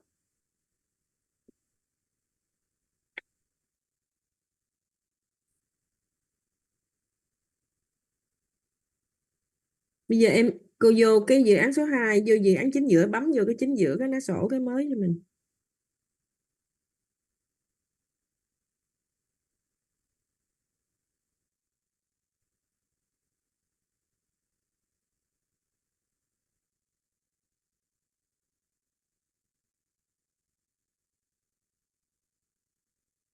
Thấy cái để mình đánh giá được nó có unique hay không nó cũng khá là khó, tức là mình sẽ phải hiểu là với cái lĩnh vực đó và ở cái cộng đồng đó Nó đang có cái gì rồi?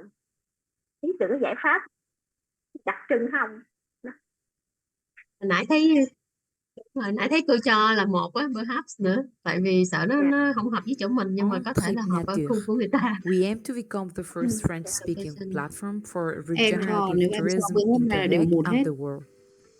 We are here to reinvent the travel industry to build stronger communities and regenerate the ecosystems. From B2B consultations to B2C experiences, we are creating a Mọi người new có norm nghĩ về for the cái industry. social impact không ha? Our Mà chị có long-term cô nào vision. nói đó, giờ mình We nghe lại want mình to không biết change là the way đúng of doing tourism by promoting có liên quan inclusiveness, gì đến regeneration, and 17 collaboration. mục tiêu. We support tourism actors to have conversations and create solutions towards revitalizing the environment and strengthening local communities. We use different tools for creative change, from design thinking, system change strategies, and consulting. And what about the travelers? A regenerative way to experience the world, because traveling is more than collecting pictures. Traveling is about emerging into the culture and nature surrounded. To achieve change, we educate travelers to experience the world in a respectful way by providing them with full information about their impacts on the environment and local communities. So tourism, if done right, can make a real difference. The World Tourism Organization has declared that this sector has the potential to contribute directly or indirectly to all of the UN's Sustainable Development Goals. Therefore, our goal is to contribute to the Thank you United very much Nations for your Sustainable Development. discussion. So I'm eager to hear about your results in the room. So room one, what grade do you give and why? We evaluate only the one-liner. Yeah, room one, can you please share with us?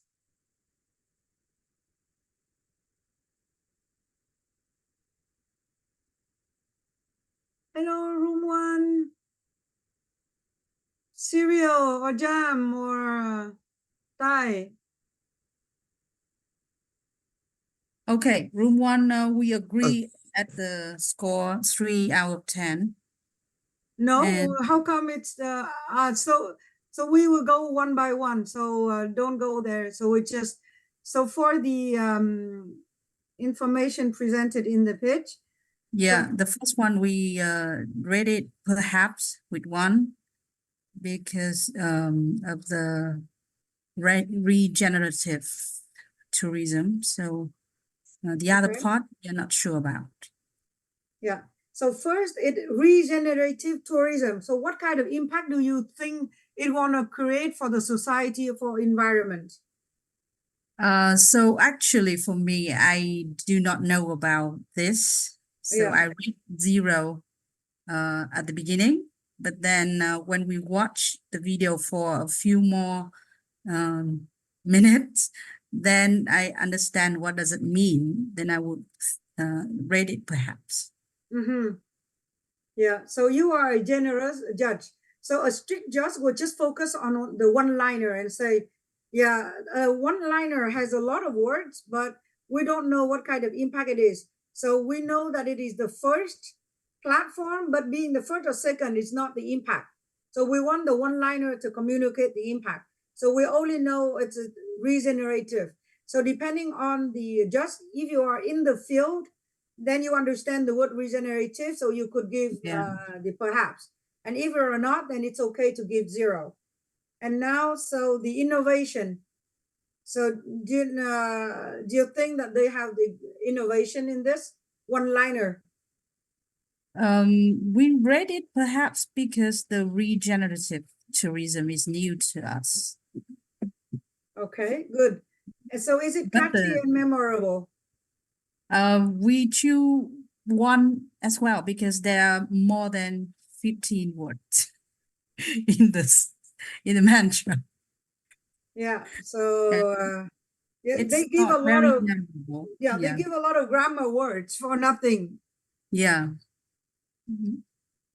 Okay, so you're right. So it's not really catchy and it's not that memorable. So this one-liner is not really a effective one.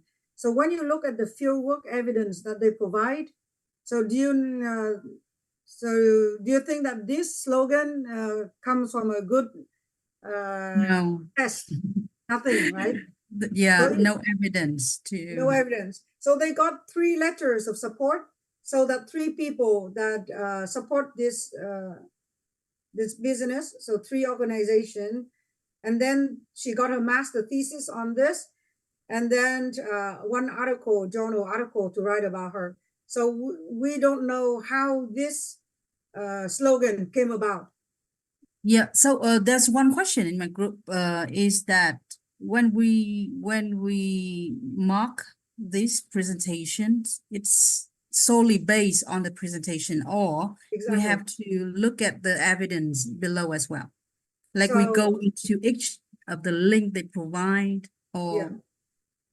So that's why we say information presented in the pitch, and then the evidence.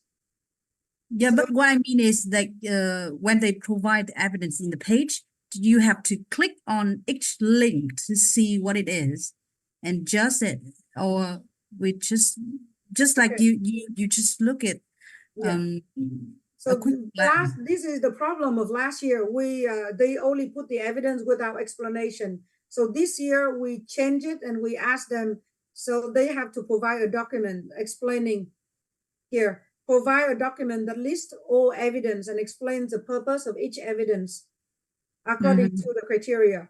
So that is new. Okay. So the one you evaluate on is from last year, and we didn't have this requirement. So with the feedback from the judge to say, well, we don't know where to find information, so they have to do the job for us. So they were asked this year, they have to provide, and then we look at the evidence as a validation to say what they say is true or not, or they just make it up. Yeah, but then we look at the documents, the list that they give. And then of course we'll have to look whether they tell us the truth or they lie. Okay. Yeah, so I agree with you that the evidence here has nothing to do with the one-liner. The evidence here serve other questions, but not this question at all. So I agree with you that for the intended impact, so you have to be in the field to know whether generative tourism give what kind of impact. But for most people, we don't know this word. So it's okay to give between either 0 or 1. And of course, if you don't give 2, then try to give the comments down here. So what you think ahead, you just write it there. So it will help them to structure their pitch again when they present for the next round. Because the next round, we ask this question again. So we want them to improve from what they come up with at the beginning of the competition. And then highlight the unique innovation. So it's okay to give between 0 or 1. Again, because this they say that they are the first in Quebec. So that means that it could be new in Quebec. But we're not in the field, so we cannot validate that. So some of the generous just could give perhaps. And then it's not, it's catchy and memorable. It's over 15 words, so you could give 0 here. And it's really not that very catchy. It's very generic. And then fieldwork evidence has nothing, so it's 0 on both of these. Okay, so one quick question. If we comment on this one-line mantra and just like someone would just put their comment in the chat, they suggest another mantra for the business. So if the business, they use that as the fieldwork evidence in the next round, is that okay? Yes. But it's not sufficient to say, oh, because they just told me last round to use this one, and then I'm going to use it. And then it's not, it is considered evidence, but it's not a strong evidence. Because in the end, they have to test it with their community. Yes. So it constitutes one evidence, but it's not strong evidence. It's still better than nothing. Yeah, thank you. All right. So thank you very much. It's already 10:05. And so now the two here becomes your mock-up evaluation. So you can choose any of the two, whether you evaluate Purple, which is a project from Vietnam, and OTN is a project in Quebec. So you can choose to evaluate one of these. And you know, usually it takes between 30 minutes to an hour to evaluate a project. A very good or very bad project usually take a lot less time than an average. An average project will take you more time. But what's important is not just giving the grade, but what's important is really to give the comments here that can help them to improve. All right. So for every questions that you don't give maximum score, that means there is room for improvement. And then you can tell them that how, so why you didn't give them the good score. That's the minimum you could give. It's better if you could suggest to them how they can improve it. All right. So you should give them the comments that really help them move on, improve the project. So our objective is not to criticize them, but rather to tell them that, okay, you could have got better score by doing my as I suggest here. So the overall comment is a very important tool to help the teams move on. All right. And so the questions here are pretty clear and straightforward. All right. So I'm going to send you the recording of today and also last week for the case. But last week it was not that much because the purpose was for you to give me your draft so that I can respond. So I received so far 5 drafts. So you will get my comment today or tomorrow. And then you can develop that draft into a full case. Okay? And thank you very much. So today recording is important to help you do the mock-up evaluation.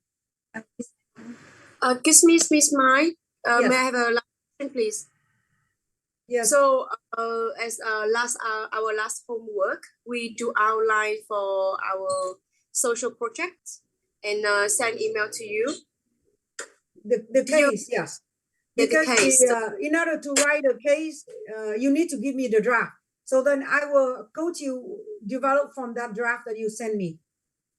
Yes, we sent it to you and we did not get any response. Yeah. So we're not sure that you got it or not. Okay, so I said I received only 5 and then I will respond. You get a response today or tomorrow at the latest for the draft. Yeah, thank you. Okay? Yeah, thank you. And so from now you can do the mock-up evaluation. So you know it takes about 30 minutes to an hour. So 10 minutes to watch the video and another 10 minutes to rewatch and to click on the evaluation, and then 10 minutes or so to write the comments. But then it may take you up to an hour to write the comments. All right. And then of course you can do it in English, or for the project in Vietnamese. In Vietnam, you can do it in Vietnamese. So later we will have projects that speak Spanish. Then you can write evaluation in Spanish. All right. So depending on where the project comes from, so you can write the evaluation. So of course you can write always in English. So if the project comes from Vietnam, then you can write your evaluation in Vietnamese. That makes it faster and easier for you, because the objective is communicate to the team how they can improve it. All right. Yes. Thank you very much. And tomorrow will be the global session where we'll meet with the students. So you're invited to join the students if you are available. And if not, I wait for your evaluation result. So if you pass, so I will assign you the real team to evaluate. Okay. So you know that the deadline for them to submit is midnight of 14 of May, midnight in Montreal time. And then your work will be for those who pass the qualifying test, your work will be between the 15 and 17. So you have those 3 days to evaluate the 3 projects. Right? So the due date for your mock-up evaluation is written in the course schedule. So let me open again in the acceptance letter. Everything is written in that letter. Yeah, so the deadline for your mock-up evaluation for this round is the 2nd of May, yes. So it's in the evaluation form. So the 2nd of May, we all work by Montreal time at midnight Montreal. So in Vietnam, that will be your morning of the 3rd. So same with the Philippines. So, okay. So good. Thank you very much for your participation. I look forward to receiving your evaluation. All right. So good night. See you next time. Thank you very much. Good night. See you. Thank you. Thank you. Bye everyone. Bye. Bye. Thank And you, that's Mr. it. Miles. Good night. Bye.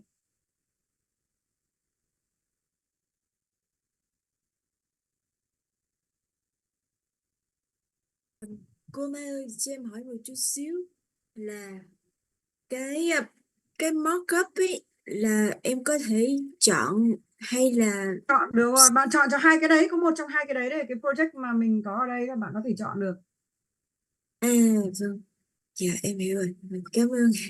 Hiện tại là ở Việt Nam là ngày độc lập và ở thành phố Hồ Chí Minh đang bắn pháo bông ấy ạ, nhưng mà mọi người ngồi ở đây là đang bỏ pháo bông để mà xem nên là rất là nhiệt tình luôn. Dạ Rồi, vâng. cảm ơn các bạn rất là nhiều. Dạ, chào cô, cảm ơn cô. Ok, rồi. Chào cô, cảm ơn cô ạ. Chúc các bạn ngủ ngon.